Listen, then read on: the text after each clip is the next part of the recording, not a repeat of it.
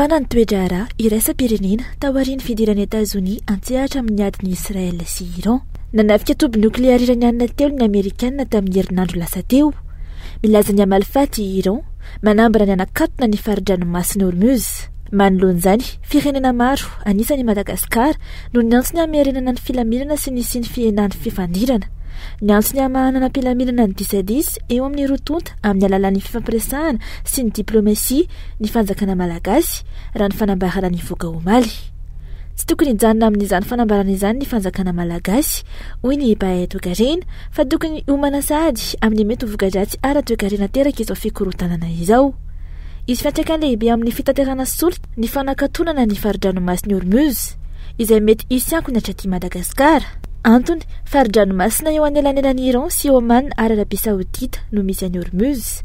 Mandalo eo ny 30% ny solika ampiasan'izao tontolo izao, ary io no lalana tsy maintsy andalovan'ireo sambo mpitatitra solika avy any Arabia Saodita, Irak, Iran, Koweït, Qatar sy ny hafa. Ary avy any amin'ireo firenena ireo no manafatra solika i Madagasikara. Mety hampiakatra 20% ka hatramin'ny 100% ny vidin-tsolika eo amin'ny tsena iraisam-pirenena ny fanakatonana ny Hormuz, izay mety hisy ankony amin'ny fidi-piainana. Manoloana izany ambana izany, tokony rehefa hipetratra ny mpitondra fanjakana mba hanamevanana ny fiantraikany amin'ny toekarena malagasy.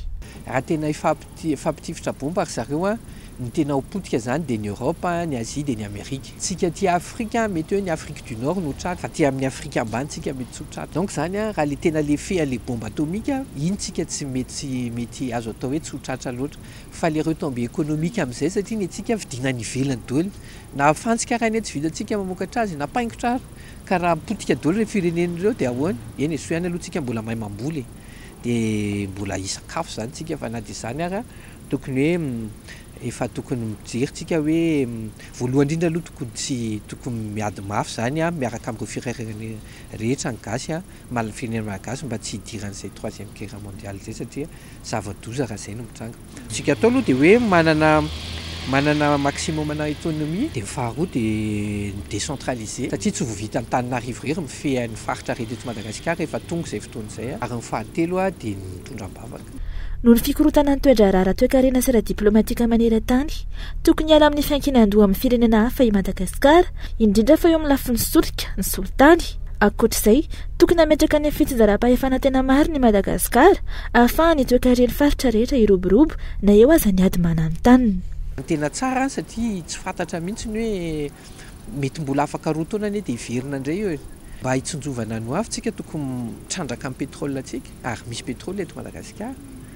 Zay ny voalohany. Ary ny faharoa tokony mila vokarina daholo zany izay karazana vokatra be da be eto Madagasikara satria ny Madagasikara manana harena be da be, fa noho le centralisé be loatra ny pouvoir eto amintsika dia tsy mivelatra mihitsy ny faritra. Ka tokony décentralisena zany ny faharoa, dia amin'izay mivelatra daholo ny faritra rehetrarehetra, dia azontsika atao tsara mihitsy hoe manao stockna carburant isa-paritra ahafahany hoe mandeha foana ny économie, mandeha foana ny fiainam-bahoaka na dia misy ady ary ny ivelany any. Mety hipokona lehibe fatelo raha toka miditra antsehatra ihany koa ireo firenena matanjaka hafa toa ny Rosia sy Chine manohana ny iranianina. Ankoatriny ady eo amin'ny Iran sy Israely, eo koa ny ady ny Israely any Gaza ary ny ady eo amin'ny Ukraine sy Rosia. Izy vokany ho an'ny firenena mahantra toa ny Madagasikara izany. Na izany aza, mbola misy ihany ny azon'ireo mpitondra fanjakana atao dieny izao mba hanalefahana ny fiantraikan'izany. Tsy afaka ny ala andraikitra toy ny mahazatra intsony izy ireo.